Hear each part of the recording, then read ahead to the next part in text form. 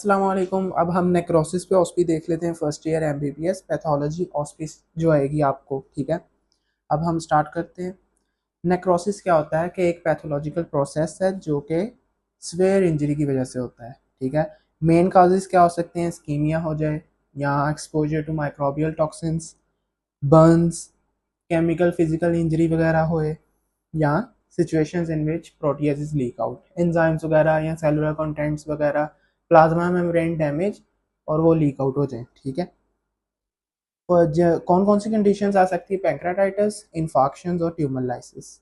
या आपने तीन कंडीशंस याद रखनी है कि नेक्रोसिस में आपसे एग्जाम्पलरी तौर पे पूछ लें तो आप फौरन आंसर कर सकें विद इन अ सेकेंड्स।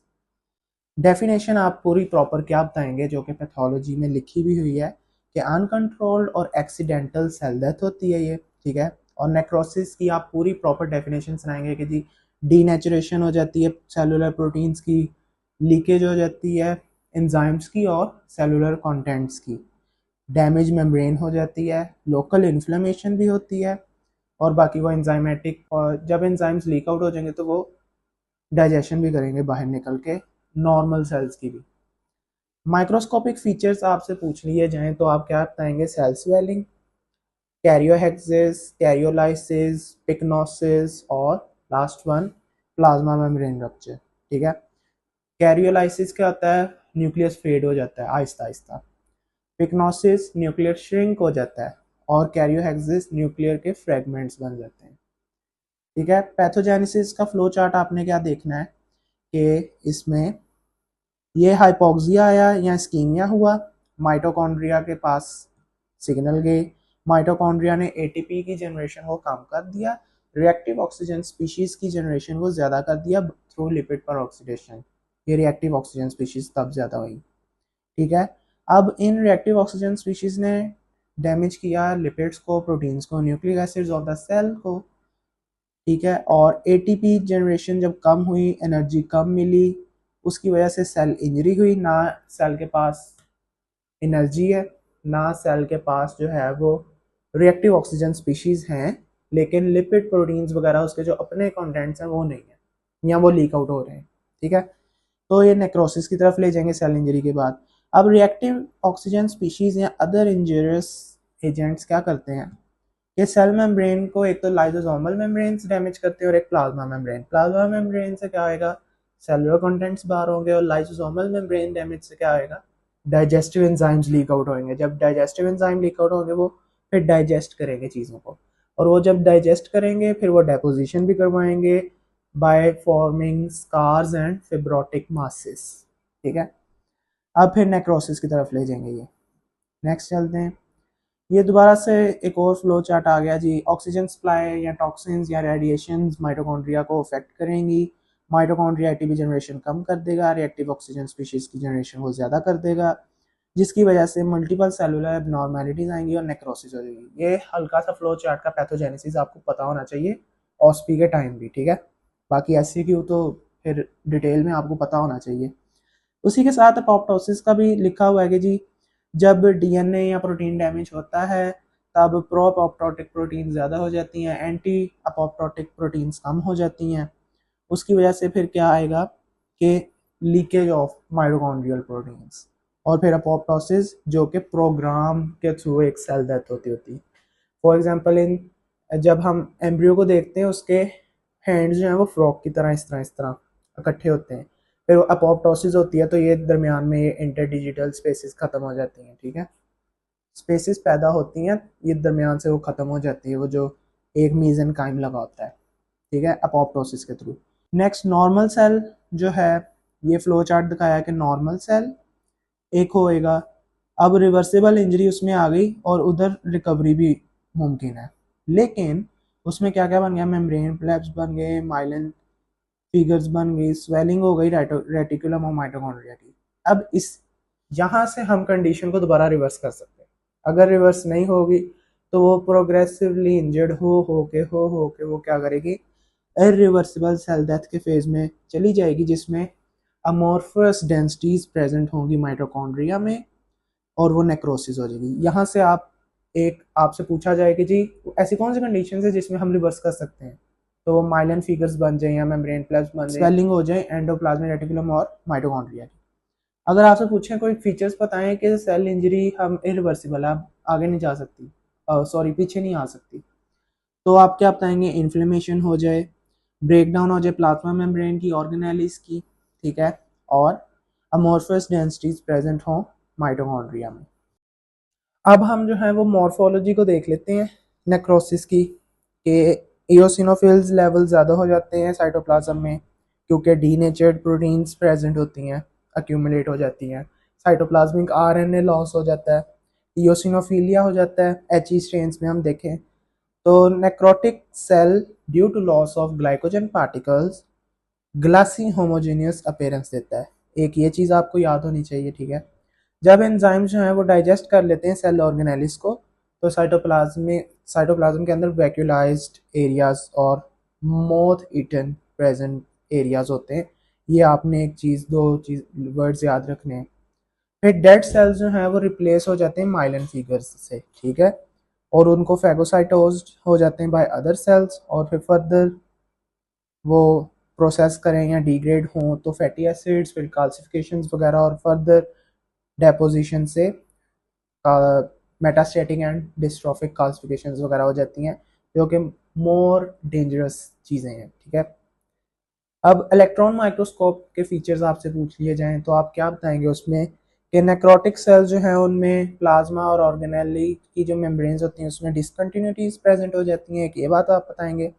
दूसरा आप बताएंगे जी मार्क डायलेशन हमें मिलती है माइटोकॉन्ड्रिया की, लार्ज अमोर्फस डेंसिटीज प्रेजेंट होती हैं, इंट्रा साइटोप्लाज्मिक माइलिन फिगर्स आती हैं, अमोर्फस डेब्रिस, डेब्रिस हमारे पास कचरा वगैरह होता है सेल का जो सेल डेथ के बाद रह जाता है, aggregations of fluffy material representing denatured proteins. ये आपने ऑस्पी पे अगर आपसे क्वेश्चन पूछने तो आपने ये फीचर्स बताने हैं इलेक्ट्रॉन माइक्रोस्कोप के। टाइप्स ऑफ नेक्रोसिस आ जाते हैं जी, enlist the types of necrosis: coagulative, liquefactive, gangrenous, caseous और फैट और फिब्रिनॉइड। ये 6 आपने बोल देने बस। आपसे जितना क्वेश्चन हो उतना ही आप आंसर करें और टू द पॉइंट रहें, कोई एक्स्ट्रा चीज़ बताने की ज़रूरत नहीं है, ठीक है, क्योंकि 8 मार्क्स की ऑस्पी होएगी, आपको कोई एक्स्ट्रा मार्क्स नहीं मिलेगा वहाँ पे, 8 में से 9 नहीं देने लगे। अब हम कोगुलेटिव नेक्रोसिस को देख लेते हैं कि इस्कीमिया की वजह से कोई ना कोई ऑब्स्ट्रक्शन आई वेसल में और उसने डैमेज किया, एक्सेप्ट विच ऑर्गन? ब्रेन। आपसे ये भी पूछा जा सकता है। यूजुअली हार्ट, किडनी और स्प्लीन में ये होता है। पेल वेज शेप्ड एरियाज ऑर्गन्स के हो जाते हैं और वहाँ पे ये नेक्रोसिस प्रेजेंट होता है, इन्फार्क्ट एरिया, ठीक है। ग्रॉसली आप देखेंगे तो मैंने आपको ये ग्रॉसली फीचर्स बताए अभी। माइक्रोस्कोपिकली आप देखेंगे तो सेल की जो आउटलाइंस है वो प्रिजर्व होंगी, ठीक है, आपको प्रॉपर दिखेंगी। लॉस ऑफ न्यूक्लियाई और इओसिनोफिलिक साइटोप्लाज्म होगा, एंजाइम डाइजेशन करके डीनेचुरेशन कर देगा, डीनेचर कर देगा प्रोटीन्स को, मैकेनिज्म्स ये होता है। इन्फ्लेमेशन क्या होती है कि प्रेजेंट होएगी, और आपसे पूछा जाए डिफाइन इन्फार्क्ट तो आप क्या बताएंगे? A localized area of coagulative necrosis is known as infarct, ठीक है। इसी तरह आपसे पास का पूछेंगे वो हम आगे देखते हैं। अब ये आपको फिगर आ जाए कोगुलेटिव नेक्रोसिस की, वेज शेप्ड किडनी इन्फार्क्ट हुआ है, तो आप इसमें क्या बताएंगे? आपको एक सिनेरियो दे दें साथ ये फिगर दे दें तो कोगुलेटिव नेक्रोसिस, ठीक है। इसी तरह इसकी हिस्टोपैथोलॉजी भी आप देखें तो ये आपको नॉर्मल किडनी के सेल्स दिख रहे हैं, ये आपको नेक्रोटिक सेल्स दिख रहे हैं, ठीक है, इन्फार्क्ट प्रेजेंट है यहाँ पे। लिक्विफेक्टिव नेक्रोसिस क्या होती है कि इस्कीमिया हो जाए सिर्फ सिर्फ सीएनएस का, central nervous system, brain and spinal cord उसमें आ जाते हैं। Cases, clinical scenarios related to infarction, coagulative necrosis आप डायग्नोस कर दें। Clinical scenario related to CNS, उसमें कोई चीज़ें वगैरह पस वगैरह पड़ गई, एब्सेसिस पड़ गए हैं, तो आप उसको क्या कर दें? Label लिक्विफेक्टिव necrosis. सिर्फ ब्रेन सेरिब्रल कॉर्टेक्स की बात आ जाए या आपके पास स्पाइनल कॉर्ड वगैरह की बात आ जाए तो आप इसको लिक्विफेक्टिव नेक्रोसिस में लेबल करते हैं, ठीक है। अब एस्कीमिया आ जाए सीएनएस का, ये बैक्टीरियल और फंगल दोनों इन्फेक्शंस की वजह से हो सकता है। ऑर्गन्स इसमें कौन कौन से आते हैं? ब्रेन, उसके अंदर पस पड़ जाती है, एब्सेस का मतलब है प्रेजेंस ऑफ पस। ग्रॉस क्या होती है? सॉफ्ट, आप ग्रॉसली फीचर्स आपको सॉफ्ट सिस्टिक लिक्विफाइड एरिया दिखेगा। माइक्रोस्कोपिकली आपको कोई सेल का आर्किटेक्चर नहीं मिलेगा। न्यूट्रोफिल सेलुलर डेब्रिस प्रेजेंट होंगे, पस भी होगी इन्फेक्शंस के अंदर। मैकेनिज्म क्या है कि एंजाइम डाइजेस्ट करेगा और प्रोटीन डीनेचुरेशन हो जाएगी यहाँ पे। Dead leads to this conditions, ठीक है। और इन्फ्लेमेशन आपको यहाँ पे प्रॉपर दिखेगी, मार्क्ड इन्फ्लेमेशन। ये आपको पिक्चर आ जाए और साथ में एक सिनेरियो है होए कि सेरिब्रल कॉर्टेक्स डैमेज, ये वो सारी कंडीशंस पास प्रेजेंट है, येलोइश अपीयरेंस है, तो आप क्या कहेंगे? और इन्फ्लेमेशन भी प्रेजेंट है, लिक्विफेक्टिव नेक्रोसिस को डायग्नोस कर देंगे। Simple answer, with in seconds आप इसको ऐसे रिफ्लेक्सेस बनाएंगे, आपके सामने पिक्चर आए और आप फौरन आंसर बता दें। अब हम गैंग्रीनियस नेक्रोसिस को देख लेते हैं। ये क्या होता है कि स्वेयर इन एक्सकीमिया और इन्फेक्शन की वजह से, बैक्टीरियल इन्फेक्शन होता है, लिम्स और जीआईटी को यूजुअली ये अफेक्ट करता है और it's a very dangerous condition. आपको मैं इसकी पिक्चर भी दिखाऊंगा, रियल नहीं दिखाऊंगा, कार्टून पिक की है मेरे पास, ठीक है। तो इसकी दो टाइप्स हैं, ड्राई गैंग्रीन और वेट गैंग्रीन, ठीक है। ड्राई गैंग्रीन में कोगुलेटिव नेक्रोसिस होती है विद ममीफिकेशन। ममीफिकेशन क्या होता है कि कन्वर्जन हो जाना डेड टिश्यू की इनटू द हार्ड मास, ठीक है, ड्यू टू डिहाइड्रेशन। ये गैंग्रीनस टिश्यू आप देख सकते हैं, यूजुअली फुट में प्रेजेंट होता है ड्यू टू बैक्टीरियल इन्फेक्शन। अब हमारे पास वेट गैंग्रीन क्या आता है? लिक्विफेक्टिव चेंजेस आती हैं विद इन्फेक्शन। ड्राई में ब्लैक और ड्राई आपको दिखेंगे, वेट में आपको स्वेलन, फाउल स्मेलिंग और सॉफ्ट टिश्यू दिखेगा। माइक्रोस्कोपिक कंडीशंस देखेंगे कि कोगुलेटिव और लिक्विफेक्टिव दोनों का कॉम्बिनेशन है। इन्फ्लेमेशन प्रेजेंट है कोगुलेटिव और लिक्विफेक्टिव में। क्या माइक्रोस्कोपिक कंडीशंस हैं? मतलब कि उसमें इन्फॉक्शन भी हुआ है, पस भी प्रेजेंट है और ममीफिकेशन भी हुई है कि conversion into a from dead into a hard mass, ठीक है। नेक्स्ट हमारे पास केशियस नेक्रोसिस आ जाता है, जो कि ट्यूबरकुलोसिस या फंगल इन्फेक्शंस की वजह से हो जाता है। यूजुअली लंग्स और लिम्फ नोड्स को इफेक्ट करता है। ग्रॉसली फीचर्स में आप क्या बताएंगे कि soft, white and cheesy material present होता है। आपको क्लिनिकल सिनेरियो आएगा, बीच में आपको चीजी मटेरियल का एक लाइन आएगी, तो ये कीवर्ड होगा कि आप क्या लेबल कर दें इसको, केशियस नेक्रोसिस, ठीक है। Cell outlines not preserved and inflammation, granulomas are present, ठीक है। अब यहाँ पे आपको ये पिक्चर आ जाए तो आप क्या कहेंगे? केशियस नेक्रोसिस या ट्यूबरकुलोसिस ऑफ लंग्स है, ठीक है। आपने ये भी याद रखना है कि ट्यूबरकुलोसिस ऑफ लंग्स है, साथ में आपने ये याद रखना है कि केशियस नेक्रोसिस का केस है। ये पिक्चर आ जाए साथ में सिनेरियो में लिखा हो जी एक्स रेज वगैरह कराएं या सिटी स्कैन्स वगैरह कराए, no cell mass preserve, cellular outlines are preserve, granulomas are present, inflammation are is present and साथ में चीजी मटेरियल आपके पास आ जाए, तो आप क्या इसको लेबल कर देंगे? केशियस नेक्रोसिस, सिंपल बात हो जाएगी। Fat necrosis pancreatitis due to any obstruction, enzymes active हो जाते हैं और वो अपने ही सेल्स को डाइजेस्ट करना शुरू कर देते हैं। डाइजेशन होएगी तो फैट की तरफ डिग्रेड होएगा, फैट की तरफ डिग्रेड होएगा तो फैट स्पॉनिफिकेशन हो जाएंगी। स्पॉनिफिकेशन मतलब कि वाइट अपीयरेंस आएगी ऊपर, लाइक चाक, ठीक है, चाकी वाइट एरियाज बन जाएंगे वहाँ पे। यहाँ ट्रोमा आ जाए फैट का, ठीक है। ब्रेस्ट, जहाँ पे फैट ज़्यादा प्रेजेंट है, पेरिटोनियम पेंक्रियाज के करीब, यहाँ पे फैटी अपीयरेंस ज़्यादा होती है। विजरल फैट होता है, सबक्यूटेनियस फैट होता है। विजरल फैट अफेक्ट करे तो वो पेंक्रियाटाइटिस वगैरह पे जाएगा, ठीक है। ब्रेस्ट में सबक्यूटेनियस और विजरल भी हो सकता है, दोनों, ठीक है। माइक्रोस्कोपिक आप देखेंगे तो आपको डेड फैट सेल्स मिलेंगे, कैल्शियम डिपॉजिट हुआ होएगा स्पोनिफिकेशन की वजह से, और इन्फ्लेमेटरी रिएक्शंस भी मिलेंगे और इन्फ्लेमेशन भी प्रेजेंट होएगी। अब आपको फैट नेक्रोसिस की अक्यूट पैंक्रेटाइटिस की कंडीशन में ये आपको दिख रही है। क्रॉनिक पैंक्रेटाइटिस में फिब्रोसिस प्रेजेंट होता है, ये बात आपने याद रखनी है। ये पिक्चर आ जाए साथ में आपको चाकी वाइट अपीयरेंस आ जाए, स्पॉनिफिकेशन की कंडीशंस आ जाए, इन्फ्लेमेटरी कंडीशंस आ जाए, तो आप क्या लेबल कर देंगे कि फैट नेक्रोसिस है, सिंपल। फिब्रिनॉइड नेक्रोसिस आपको ग्रॉसली नहीं हिस्टोलॉजिकली पता चलती होती है और ये आर्टरीज वगैरह को ही इफेक्ट करती है, वेसल्स को। वेस्कुलाइटिस या मैलिग्नेंट एचटीएन, ठीक है, arteries, arterioles not visible grossly features because microscopic features होते हैं। हमारे पास आर्टरीज में तीन चीज़ें आती हैं, ट्यूनिका इंटीमा, मीडिया और एडवेंटिशिया। ठीक है, अब ब्राइट पिंक अपेयरेंस आ जाए वेसल की वॉल्स में, और यही वॉल्स बना रही होती हैं जो मैंने आपको लेयर्स बताई हैं। इम्यून कम्प्लेक्स डेपोजिशन या इन्फ्लेमेशन हो जाए विद इम्यून सेल्स। अब ये आपको पिक्चर आ जाए हिस्टोपैथोलॉजिकल, आपको साथ केस आ जाए इसके रिलेटेड ही, तो आप क्या कहेंगे, fibrinoid necrosis in an artery. ठीक है, साथ में अगर आपसे और पूछ लें वहां पे बैठे हुए, तो आप और भी नाम ले सकते हैं कि पेशेंट को पॉली आर्टरीराइटिस नोडोजा हुआ है, ये आप ये भी कंडीशन बता सकते हैं साथ में। अब ये आपको पिक्चर आ जाए तो आप ये नहीं कह सकते कि जी ये आउट ऑफ सिलेबस है, ये हमें पढ़ाया नहीं है, क्योंकि थ्योरी में आपको पढ़ाया हुआ जो चीज़ वो भी आपसे पिक्चर में पूछी जा सकती है।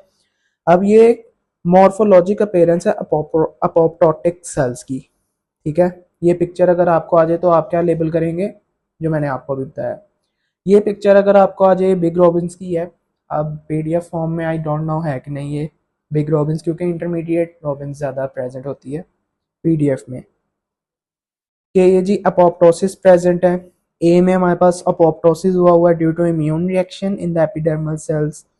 बी में हमारे पास इलेक्ट्रॉन माइक्रोग्राफ है उसी चीज़ का, और सी डी ई आपने साथ में लेबल कर देने के ये अपोप्टोसिस हो रहा है इस सारी कंडीशंस में। ठीक है, वो different electron microscope, light microscope, different stainings के साथ हम देख रहे हैं इसको। ऑस्पिस्टेशन आपको कैसे आएगा कि आपने कैसे इसको करना है। For example, a chest radiograph of an asymptomatic 37-year-old man, 3 centimetre nodule आपको एक दिख रहा है वहां पे, middle lobe of right lung, और nodule was excised with pulmonary wedge resection. एक ये कीवर्ड हो गया हमारे पास। ठीक है, अब नोड्यूल जो है वो सॉफ्ट है, सेंटर है, सेंटर में present, while soft while centre, and circumscribed, proper उसकी आउटलाइनिंग भी है। Culture of tissue from the nodule grew mycobacterium tuberculosis, TB की कंडीशन है। और which pathological process has been most likely occurred in this nodule, तो this is the case of caseous necrosis। Simple मैंने आपको वहाँ पे टीबी का बताया था और साथ फंगल इन्फेक्शन वगैरह का भी बताया था, तो ये टीबी आ गया। ट्यूबरकुलोसिस एक मेन यहाँ पे कीवर्ड है जिसने आपको केशियस नेक्रोसिस की तरफ लेके जाना है। ठीक है, और नोड्यूल्स आर प्रेजेंट, नोड्यूल्स भी कीवर्ड है यहाँ पे। नेक्रोसिस आप डिफाइन कर दें, it is a accidental cell death, और वो जो आपको फीचर्स मैंने साथ बताए थे कि protein denaturation, leakage of cellular contents, leakage of enzymes, वो सारा आपने यहाँ पे एक्सप्लेन करना है। हिस्टोपैथोलॉजिकल फीचर्स मैंने आपको बताए थे, सेल स्वेलिंग, कैरियोहेक्सिस, कैरियोलाइसिस, पिक्नोसिस, और एक और मैंने आपको बताया था वो देख लीजिएगा। ठीक है, नेक्स्ट हम मूव करते हैं, एक और कंडीशन आ जाती है ऑस्पिस्टेशन की, 8 मार्क्स का आएगा ये भी। KG, a 71-year-old woman had loss of conscious persisting for over an hour. When she becomes arousal, she cannot speak, और वो अपने हाथ वगैरह भी नहीं हिला पा रही। ड्यू टू सेरिब्रल कॉर्टेक्स में उसके क्या प्रेजेंट है, सिस्ट प्रेजेंट है, 5 centimetre cystic area in her left parietal lobe cortex. अब मैंने आपको क्या बताया था कि सीएनएस का डैमेज अगर कोई करे तो वो किस नेक्रोसिस की तरफ आप लेके जाएंगे, लिक्विफेक्टिव नेक्रोसिस की तरफ। तो आप सिंपल यहाँ पे सेरिब्रल कॉर्टेक्स ही यहाँ मेन कीवर्ड है मेरे लिहाज से, क्योंकि सीएनएस वहाँ पे डैमेज होएगा। ठीक है, और सिस्टिक एरिया एक यहाँ पे प्रॉपर कीवर्ड था। ओके, नेक्स्ट पस को डिफाइन कर दें आप के पास क्या होती है, तो आप क्या बताएंगे कि वाइट ब्लड सेल्स जब आफ्टर फाइटिंग जो है वो अक्यूमुलेट हो जाते हैं as a yellowish appearance in different tissues of the body, तो पस कहलाती है। Enlist the histopathological features of this condition, liquefactive necrosis के आप हिस्टोपैथोलॉजिकल फीचर्स बताएंगे कि क्या होते हैं। ठीक है, साथ में यहाँ पे कि जी इन्फ्लेमेशन प्रेजेंट होती है, वेल सर्कमस्क्राइब्ड एरियाज प्रेजेंट नहीं होते, और यहाँ पे जी हमारे पास पस अब्सेसिस बन जाती हैं, सीएनएस को डैमेज करते हैं।